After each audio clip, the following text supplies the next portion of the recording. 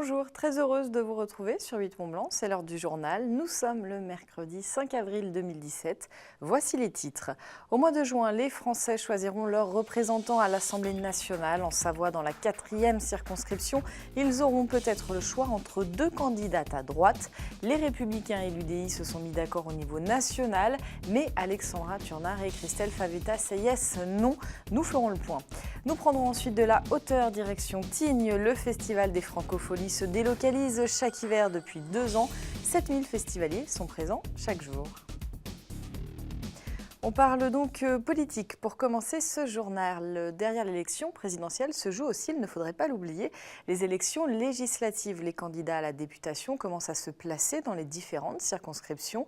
Dans la 4e de Savoie, à droite, la guerre est déclarée. Pour ces législatives, l'accord national passé entre les Républicains et l'UDI ne passe pas. L'investiture a été donnée à la centriste Christelle Favetta-Seyès. Alexandra Turnard, pré-investie en janvier par les Républicains, a décidé de maintenir tout de même sa candidature. On fait le point avec Pauline Courceau. Un fauteuil pour deux candidates à droite. Christelle Favetta-Seyès, candidate UDI républicain, et Alexandra Turnard pour les Républicains. Oui, mais voilà, l'une des deux n'a pas l'investiture officielle de l'entente droite et centre. Alors forcément, la tension est palpable. Pour Alexandra Turnard, pas question de se retirer. J'ai été officiellement investie le 14 janvier par le Conseil national des Républicains. Cette investiture ne peut pas m'être retirée en l'état juridiquement, donc je poursuis ma candidature comme je le fais déjà depuis plusieurs semaines. Chacune fait son chemin maintenant, il faut considérer que le premier tour des législatives nous servira de primaire. À l'UDI, on tempère mais l'on reste ferme. Le parti n'a qu'une seule circonscription sur les 10 en Savoie-Mont-Blanc et ne lâchera pas la 4e de Savoie.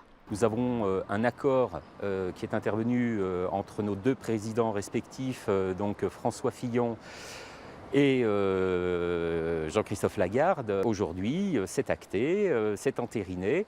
Donc, et comme l'a fait Christelle Favetta, moi j'appelle solennellement Alexandra Turnard à revenir à de meilleurs sentiments, si je peux dire ça ainsi. Et voilà, nous lui tendons la main. Il est légitime effectivement qu'elle respecte les accords qui ont été pris au niveau national. Christelle Favetta-Seyès ne s'exprime pas sur la question, préférant se concentrer sur sa campagne. Ça fait 1 an qu'elle a démarré, elle a rencontré les maires, elle a rencontré tous les parlementaires locaux, elle a rencontré des parlementaires nationaux, Laurent Wauquiez, elle a rencontré aussi d'autres personnes au niveau national. Donc la campagne était lancée depuis longtemps, elle continue à le faire en espérant que vienne à raison ce que Michel Dantin et Alexandra Turnard veulent malheureusement. On l'a donc compris, les Républicains n'entendent pas laisser la place aux centristes.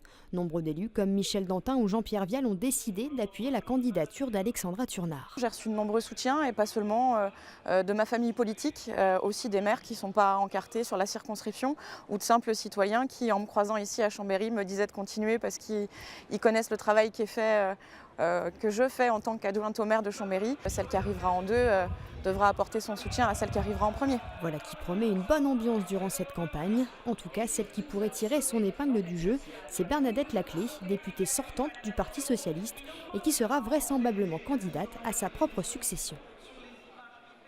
Et nous pourrons lui poser la question lundi puisque elle sera l'invitée de la place de l'info. Le territoire évolue, les collectivités doivent donc s'adapter. C'est en substance l'objet du partenariat qui, depuis ce mercredi, lie la région Auvergne-Rhône-Alpes et le département de Haute-Savoie en matière de tourisme.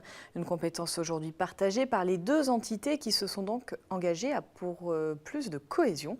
Une première qui devrait être suivie par d'autres conventions similaires avec les départements rhône-alpins dans les prochains mois. Emmanuel Jaude nous en dit plus. Avec la loi NOTRe, de nombreuses compétences départementales sont donc passées à la région. Le tourisme reste toutefois une responsabilité partagée. C'est dans ce cadre qu'Auvergne-Rhône-Alpes a signé ce mercredi une convention de partenariat avec la Haute-Savoie. Une première régionale qui devrait donc se multiplier dans les 12 départements de la région.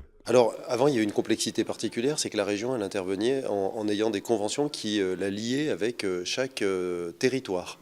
Pour le tourisme, il y a eu jusqu'à 81 territoires déterminés et 81 conventions. Donc pour identifier une stratégie, l'acteur du tourisme il était un peu perdu. À un endroit c'était une priorité, à un autre non. Aujourd'hui, il y a une stratégie régionale qui est fixée sur 5 axes prioritaires et puis sur l'hébergement notamment. Donc ça veut dire que l'acteur du tourisme qui veut investir par exemple dans son hôtel, il sait qu'il s'adresse à la région étudie son dossier et verse de l'argent. S'il s'adresse au département, le département va lui dire c'est la compétence régionale, adressez-vous à la région, on vous aide à monter le dossier et on est là, on est présent. Valable pour une durée de 3 ans, le projet se veut donc structurant pour l'activité du territoire. Il s'agit donc là d'une réelle volonté de mutualisation des moyens et des ressources, alors qu'aujourd'hui, aucune obligation ne prédisposait les 2 collectivités à s'engager de la sorte. Un peu plus simplifié, moins conventionné, plus libre, plus agile, on va dire, en matière de politique. Donc on va pouvoir continuer à agir là où nous le pouvons avec les collectivités, sur les refuges de montagne, sur le développement du tourisme doux en matière de cyclisme, sur l'accompagnement de plein de dispositifs. Mais nous ne pouvons plus aller sur le privé, sur l'hôtellerie familiale, sur des initiatives privées. Et là, la région va le faire. Donc c'est du gagnant-gagnant. On additionne nos compétences et nos efforts et on produit pour la Haute-Savoie et pour Auvergne-Rhône-Alpes.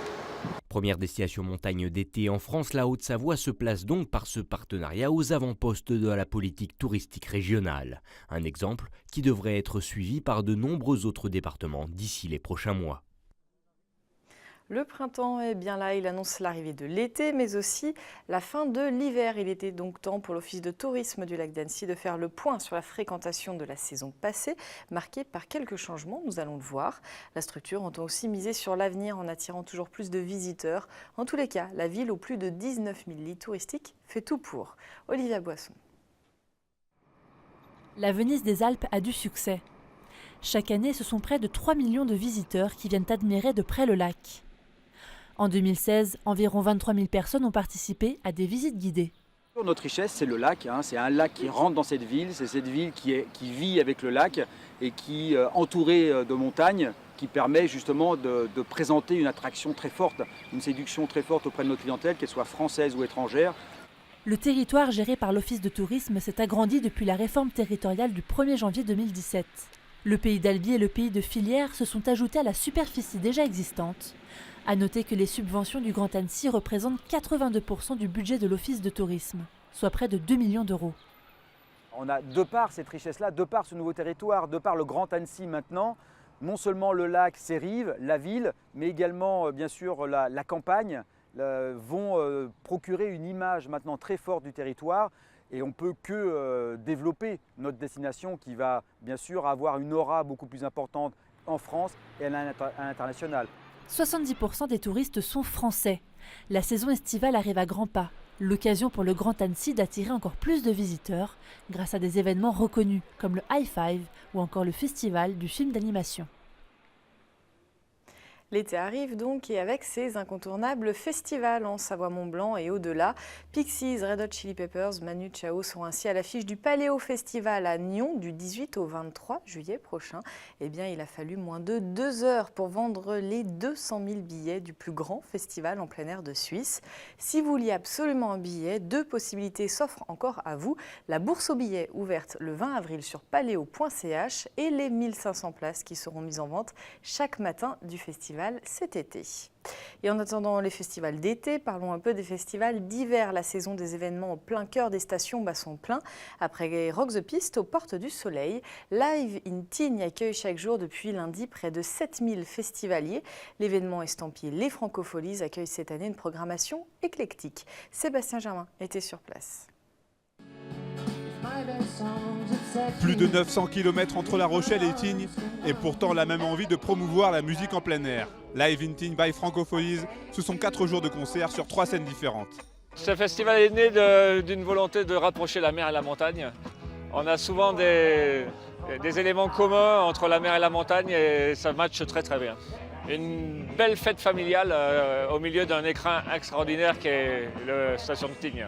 Le festival qui vit cette année sa 2e édition est appelé à durer, tant ce concept de concert gratuit au pied des pistes semble dans l'air du temps. Je pense que oui, ça fait partie des animations stations et qu'aujourd'hui, les gens vont vers de la qualité et de l'originalité. Donc voilà, c'est sûr que la musique dans un écran pareil, c'est juste quelque chose on aurait dû le faire beaucoup plus tôt que ça. Il faut progresser et on progresse cette année avec une scène de plus et une journée de plus. Voilà, ouais. Et pour les artistes, l'expérience est souvent unique et demande une certaine capacité d'adaptation. Ouais, c'est la première fois qu'on joue aussi haut, dans un cadre aussi beau avec vue sur le Mont Blanc. Il y avait une bonne ambiance, les gens devant nous c'était super et puis le soleil qui est arrivé juste quand il faut. Arriver à faire les balances, tu vois, faire le soundcheck en motoneige, c'était quand même assez ouf, quoi. La lumière qui joue beaucoup. Nos ordi, on a des petits pads qui rétro-éclairés, du coup tu vois rien avec la lumière, c'est le seul truc. Mais ça et le froid, tu pries pour que la machine n'ait pas trop froid, là. Mais ça s'est super bien passé. Live Vinting by Francophonie, c'est jusqu'à ce jeudi soir avec notamment Féfé, Pony Run Run ou encore Trio.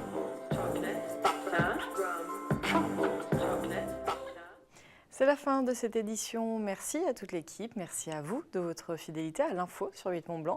Juste après, nos programmes continuent sur 8 Mont Blanc avec Destination Montagne et sur 8montblanc.fr. Passez une très belle soirée. À demain.